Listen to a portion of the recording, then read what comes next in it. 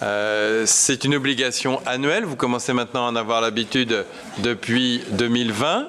C'est le rapport d'activité annuelle, donc de Nantes Métropole, qui a toujours un effet...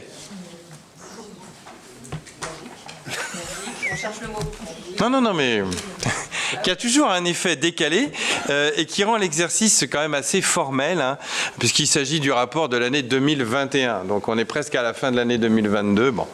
Donc je vous propose une synthèse, puisque vous l'avez reçu par mail, il y avait un lien, vous avez reçu il y a plusieurs semaines, et je ne doute pas que vous connaissez toutes les pages.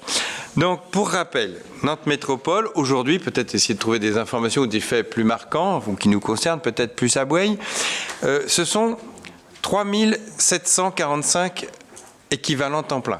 Voilà, c'est pas, il y a plus d'agents, parce que bien entendu, il y a des agents à temps partiel, mais ça représente 3745 équivalents temps plein, et qui sont au service de 10 compétences obligatoires. C'est quand on est une communauté, une métropole, parce qu'on a été communauté urbaine, mais maintenant c'est métropole, on a des compétences obligatoires, transport et déplacement, la gestion des espaces publics, voirie, propreté et éclairage public, on vient d'en parler, les déchets, environnement et énergie, eau et assainissement, logement et habitat, le développement économique, grande compétence métropolitaine, l'enseignement supérieur, recherche et innovation, l'emploi, et enfin, Europe et attractivité internationale. Ça, ce sont des compétences obligatoires, auxquelles s'ajoutent des compétences facultatives selon les envies des communes qui sont associées dans les métropoles. Et là, il y a un certain nombre de compétences qui ont été prises, depuis très longtemps d'ailleurs, l'hébergement des gens du voyage, hein, la gestion des terrains d'accueil des gens du voyage, l'action foncière qui permet d'élaborer et gérer un programme d'action foncière dont on a pu parfois bénéficier, hein, quand on a pu acheter une maison, un terrain, en sollicitant l'appui de Nantes Métropole, des actions et des réalisations en faveur des personnes handicapées, la participation à la demande et en concertation avec les communes à l'aménagement de promenades le long des cours d'eau et la valorisation des espaces naturels à vocation de loisirs et d'éducation à l'environnement. La lutte contre les pollutions, la prévention des risques et notamment les risques majeurs. Et puis enfin, il y a des grands équipements qui sont devenus des équipements métropolitains et de la métropole en assure la gestion, l'entretien, voire des travaux d'agrandissement. Nous avons eu comme ça, c'est des lieux qui vont vous parler parce que c'est des lieux très fréquentés par le grand public, le Zénith, la Cité des Congrès, le Parc des Expositions de la Beaujoire, ce sont des équipements métropolitains. Et puis des espaces muséographiques, le musée d'art, qu'on appelait le musée des Beaux-Arts autrefois, hein, le muséum d'histoire naturelle, le château des Ducs de Bretagne, le musée d'histoire de Nantes, le planétarium, le musée Jules Verne, le chronographe à Rezé, hein, toute l'histoire d'Horace Yattom. C'est intéressant parce que du coup, quand c'est devenu, c'est progressivement, que ça ne s'est pas fait la même année, mais progressivement, ces équipements sont devenus métropolitains, eh bien, au moment où ils devenaient métropolitains, nos élèves de Boueil pouvaient y accéder gratuitement, alors qu'avant, il fallait payer des entrées. Donc ça a permis aux écoles de faire aussi quelques économies. Le stade de la Beaujoire, le Palais des Sports de Beaulieu et le stadium qui est plutôt un stade d'athlétisme, le stadium Pierre Quignon, du côté du Petit Port. Donc 3 équipements sportifs significatifs. Et puis il y a également des équipements pour l'enseignement supérieur et la recherche qui appartiennent à Nantes Métropole. Le rapport, comme vous en avez maintenant l'habitude, il est organisé sous 3 grands chapitres. Le premier, c'est une métropole innovante, créative, attractive et rayonnante. Alors là, je ne vais pas tout vous citer bien sûr, mais il faut dire qu'en 2021, il y a eu une montée en puissance, moi je peux le dire, ayant vécu déjà 2 mandats au niveau du Conseil métropolitain, il y a une montée en puissance quand même du fait métropolitain, du projet métropolitain. Il y a 3 pactes qui ont été adoptés, donc ce sont des documents, on pourrait dire, de référence. Hein. Il y a le pacte de citoyenneté, qui fait qu'on l'avait présenté d'ailleurs au conseil municipal, je me souviens, qui fait qu'on souhaite embarquer dans beaucoup de démarches participatives les habitants de la métropole, tous les débats publics, la convention citoyenne, la concertation, tout ça, ça s'est passé notamment la convention citoyenne, c'était bien en 2021. Le deuxième pacte, c'est le pacte de gouvernance pour asseoir les relations entre les communes et la métropole. Ça n'avait pas été refait depuis longtemps. Il y a eu beaucoup de nouveaux maires en 2020, donc c'était bien de reposer les choses, comment on fonctionne entre communes et métropole. Donc, il y a des documents qui sont des documents de référence. Et puis enfin, le pacte métropolitain, on en a parlé ici aussi, parce qu'il y a certains points où on devait décider si on adhérait ou pas. Et donc c'est un socle avec plus de solidarité et d'efficacité. Il y a eu une avancée en 2021, mais vous le savez, elle n'a malheureusement pas été suffisante pour nous, mais c'est une grande avancée quand même. C'est un nouveau volet qui n'existait pas avant sur l'aide au fonctionnement des piscines. Alors, piscines existantes, tant mieux pour ceux qui en ont, mais aussi piscines futures.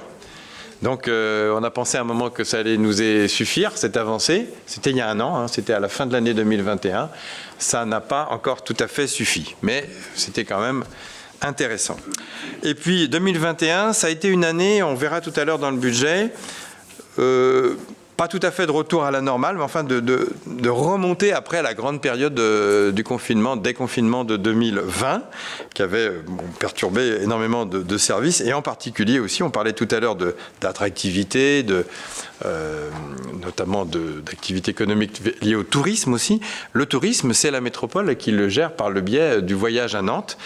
Bien, 2021, ça a été une reprise, on peut dire, mais quand même avec des perturbations encore pour le tourisme d'agrément. Et alors, quant au tourisme d'affaires, il a été encore en 2021 lourdement impacté, c'est-à-dire qu'on n'est pas du tout revenu au niveau de 2019. Et puis, le soutien au sport de haut niveau, parce que, outre les équipements dont je vous parlais, la métropole apporte des subventions aussi à des clubs qui pratiquent au niveau national leur sport, subventionne des grands événements sportifs et a validé, je vais croire que je fais une petite fixette sur la natation, mais c'est pas faux. Donc il y a eu aussi la validation pour un équipement dit de haut niveau, c'est-à-dire une piscine olympique métropolitaine qui sera construite à Rezé. Le principe en a été voté à la fin de l'année 2021, qui va répondre aux normes donc, pour accueillir des épreuves de natation nationales ou internationales. Et sur ce point, je vous rappelle qu'en ce qui me concerne, je me suis abstenu au motif que le calendrier était... J'avais rien contre ce type d'équipement. Il n'existe pas. Il n'y a pas aujourd'hui cet équipement. Et pour une métropole de 650 000 habitants, c'est le grand équipement sportif qui manque au niveau de la métropole. Donc moi, le besoin est tout à fait... je ne le conteste pas. L'emplacement est très bien parce que ça va être installé là où une future ligne de tramway va être positionnée. Donc desservie de Nantes par le tramway, ça sera très très bien. Mais maintenant, c'est une question de calendrier. Comment peut-on admettre de construire une piscine pour accueillir des champions olympiques et que nos enfants de cette commune du pôle sud-ouest ne peuvent pas apprendre à nager?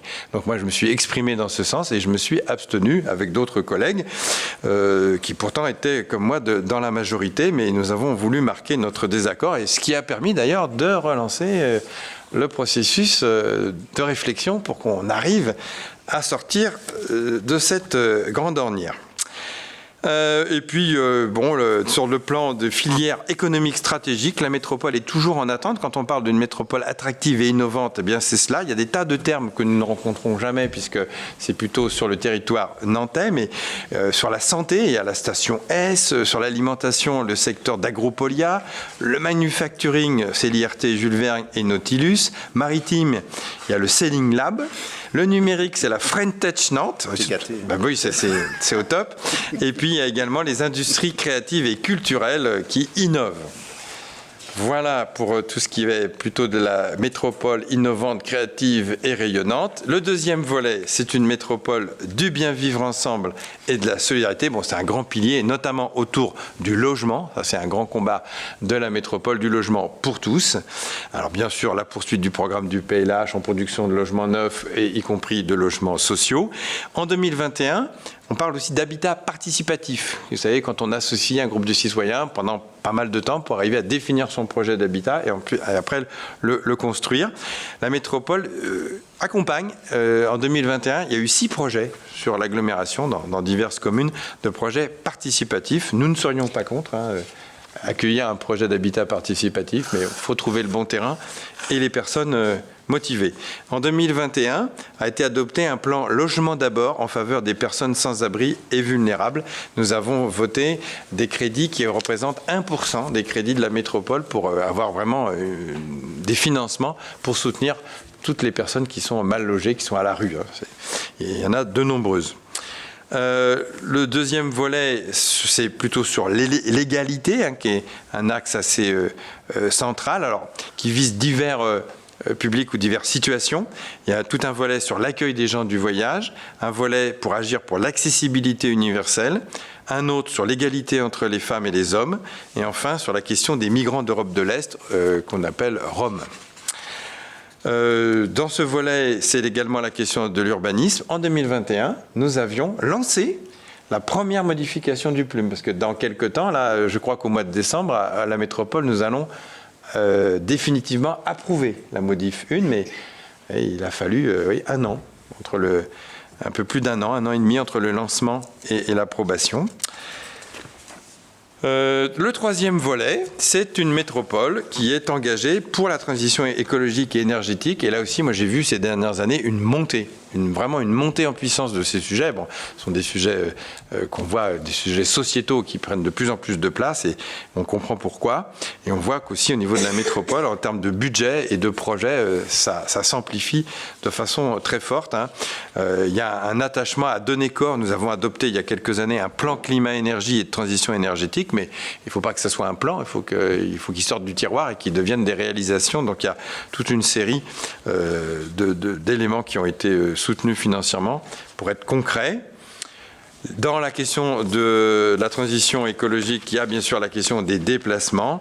Alors, en favorisant bien sûr les transports en commun. En 2021, ça a été la mise en place de la gratuité le week-end, qui connaît un véritable succès. C'est vraiment intéressant. Bon, il y a une dépense, parce qu'en fait, il faut quand même équilibrer l'absence de recettes, mais il y a du succès, il y a plus de monde dans les bus le week-end qu'avant la mise en place de la gratuité.